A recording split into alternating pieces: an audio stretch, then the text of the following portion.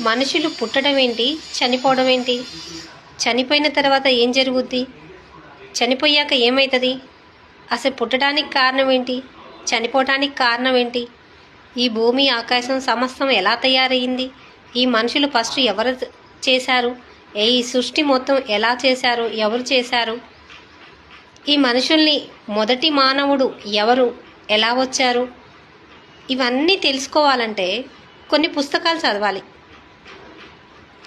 మనిషి హిస్టరీ, స్టోరీలు తెలుసుకోవాలి, జీవితాల గురించి తెలుసుకోవాలి. అసలు ఫస్ట్ నుంచి ఏంటి ఈ జీవితం, ఏంటి ఈ భవిష్యత్తు ఏంటి, అసలు మనం ఏమైపోతున్నాం, ఏమైపోతాం, ఏం జరుగుతుంది అని తెలుసుకోవాలి అంటే హిస్టరీ తెలుసుకోవాలి. అందుకనే పుస్తకాలు చదవాలి.